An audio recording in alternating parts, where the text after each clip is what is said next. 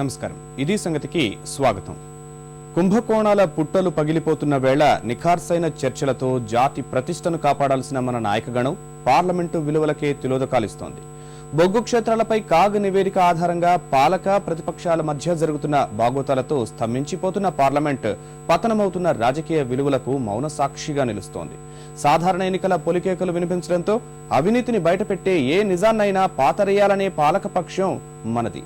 అత్యున్నత ప్రజాస్వామ్య వ్యవస్థ పార్లమెంటు సాక్షిగా ఈ నిజాలను నిగ్గు తేల్చి ఖజానా సంపద దేశ ప్రజల మేలు కోసం ఖర్చు జరిగేలా చూడాల్సిన ప్రతిపక్షమేమో ప్రధాని రాజీనామానే సర్వరోగ నివారణగా భావిస్తోంది.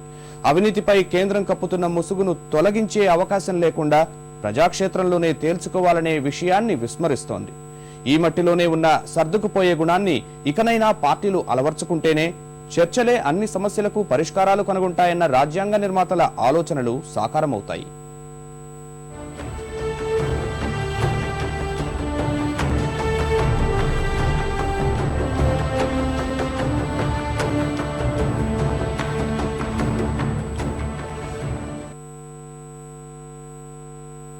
దేశంలో అత్యున్నత వ్యవస్థ పార్లమెంటు మాత్రమే. అలాంటి పార్లమెంట్ ని అందరూ గౌరవించాల్సిందే. ప్రజా శ్రేయస్సు కోసం రూపొందించే ఏ బిల్లులైనా ఈ వేదికపైనే చర్చించి రూపొందించాలి కానీ వీధి పోరాటాలతో సాధ్యం కాదు. లోక్పాల్ బిల్లు కోసం గళమెత్తిన అన్నా హజారే బృందానికి అధికార విపక్ష పార్టీలు వల్లించిన చిలక పలుకులు ఇవి. మరి అలాంటి అత్యున్నత వ్యవస్థకు ఘనత వహించిన జాతీయ ప్రాంతీయ పార్టీలు ఎంతటి విలువను ఇస్తున్నాయో ప్రస్తుత వర్షాకాల సమావేశాలే చెబుతున్నాయి.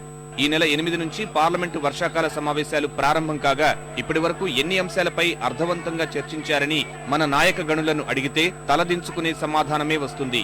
అసోం అల్లర్లను దృష్టిలో పెట్టుకుని యూపీఏ సర్కార్ అక్రమమైనదని భారతీయ జనతా పార్టీ అగ్రనేత ఎల్కే అద్వానీ చేసిన వ్యాఖ్యలతో కాంగ్రెస్ భారతీయ జనతా పార్టీ మధ్య రగడ పార్లమెంట్ ని స్తంభింపజేసింది.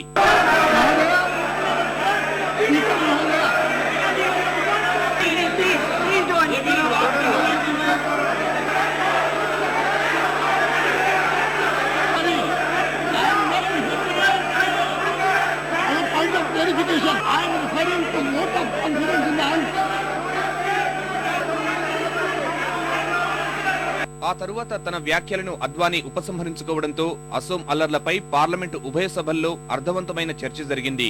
ఈ అల్లర్లు నివారణ మార్గాలపై విపక్షాలు పలు సూచనలు చేయగా కేంద్రం కూడా స్వాగతించింది. అసోం వాసులకు జాతి జనులందరూ అండగా నిలవాలని పార్లమెంటు సూచించింది.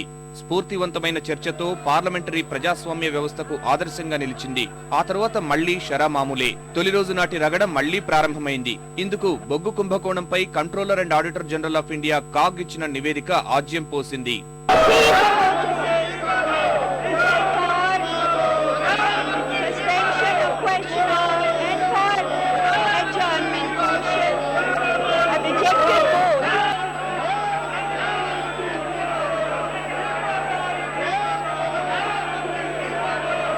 బొగ్గు కేటాయింపులపై ఈ నెల 17న పార్లమెంటుకి నివేదిక సమర్పించిన కాగ్ యూపీఏ నెత్తిన మరో బాంబు పేల్చింది.